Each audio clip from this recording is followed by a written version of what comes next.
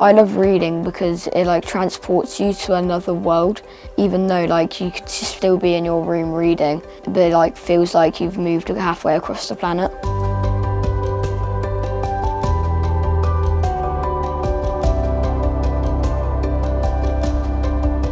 Reading for pleasure changes lives. It makes the biggest difference to children's outcomes, bigger than their socioeconomic background and their parents' salaries, basically, and their parents' jobs. So if a child chooses to read, it unlocks the doors to their GCSEs, to their careers.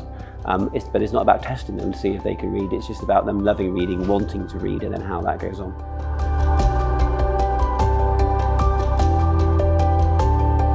So I suppose within Celt, and specifically at Carclays, Mr. Pollard's kind of been our inspiration for reading for pleasure.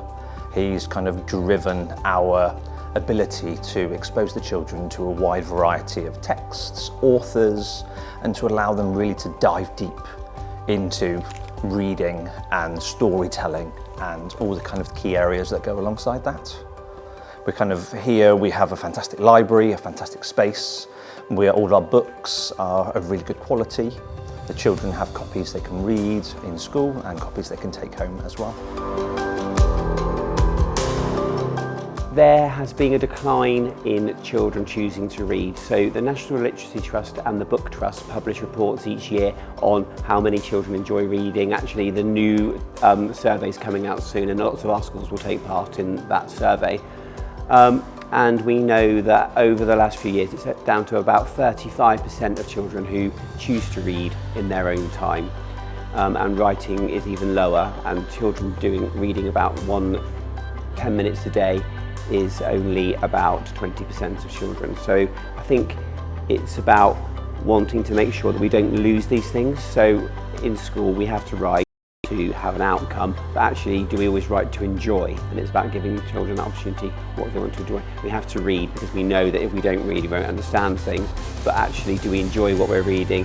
Is it what drives us? There are so many things in the world now that compete with reading. So obviously social media, computer games, television, and active things as well, but you know, it's just about fitting a tiny bit of time into reading in a day.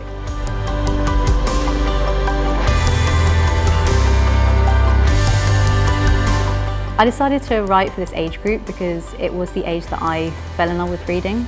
It's the books that I read at this age, kind of 8, 9, 10, 11, 12. Those books just stayed with me into adulthood, and they're the ones that I always think of when I say I'm a reader and I love reading. It's because of those books that I read at that age, so I thought it would be a really special age to write for. And it's also a time of big change in kind of young people's lives. And my character's 13, a little bit older, but that kind of change is coming, and it's really fun to write that, and how kind of fictional characters deal with it can help children in their own lives deal with those problems they're facing as well.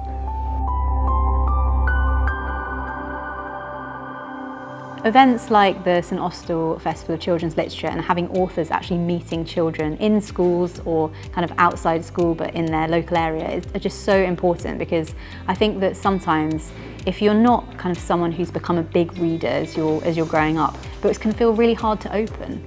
But if you have the author there standing there telling you about the story and getting you into the world. When I do my event, it's really immersive, and really by the end of it they kind of forget that it's about books at all, but they're really into the story because children love stories and they tell each other stories all the time, and books sometimes can feel like it's hard to choose one, which one do I choose? But if you have different authors telling you about different stories, it can actually kind of make you think, yeah, I might actually want to try that. It also means that children who like writing or illustrating, they actually meet a real person, and it's their job. And I'm a real person, I tell them how I've got cats and I like mayonnaise, and things like that can make them think maybe I could be an author one day. And I didn't have authors come to my school, and I wish I had, because I think I might have realised earlier that it was something that I would have loved to do. So it's so important for reading and writing and kind of aspirations for the future.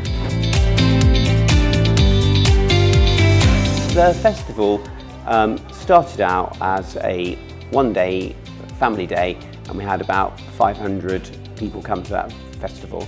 And then the next year we were like, okay, we need to get schools more involved, because working with schools is difficult because everyone's got different priorities and it's really busy. You have to get the right person in that school to be able to connect with and say, here's something that's happening, can you get involved? But we thought if we had a schools day, one, you've got a captive audience of people, and two, schools can't afford with the current budgets to get their own author visits, so actually just joining together means that we can get those kind of things happening. So we've now gone up, last year there was about 3,000 people taking part in the schools day and over the family day, and then this year it's about 4,000, 4,500. So it's been growing every year. It shows that there is a need for it. It shows that there's an interest in what's going on, and that connecting children with role models of authors, with every author that's spoken at the festival this year has talked about their writing process as well as reading, and they've talked about how their writing is being influenced by their reading and the books that they love. So I feel like just connecting people together gives that opportunity. I really love reading because it always teaches me new words and it will help me improve my vocabulary so I can make my writing better. I love reading because I look at the techniques the writers have used and then I apply them to my own writing.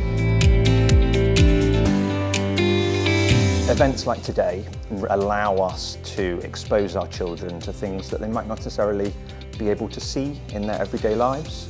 It allows them to meet authors, kind of explore and meet other schools and other children from other schools, and essentially promote that a book isn't just a book, it's people behind it and the story behind it.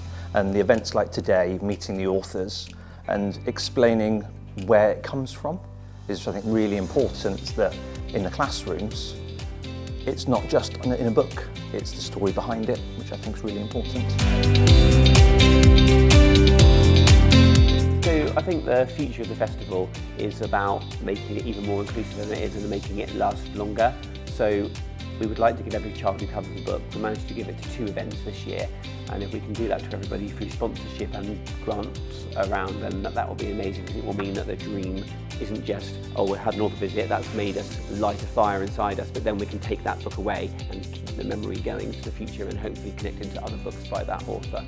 And one thing that we have done this year is that we're doing proper research now. So there is research, a little bit of research from the National Literacy Trust that says author visits make a difference to children's reading and writing. There's no research about festivals in this country. There's a little bit of research in America that says there's probably some correlation with children wanting to read after they've been to a festival. So we're working with Kim Williams from the Education Psychology team, and we've gone through the Cornwall Council Ethics Board, and we are doing pre-research for schools that haven't had author visits, that haven't been part of the festival. Then we're talking to them after the festival day, and then we're going back in a few months' time to say, are they still interested in reading what's going on? And then we're also doing the same kind of thing on the family day as well. So we've got all of that extra bit, and then we're going to try and write it up as a piece of research on the impact of the festival.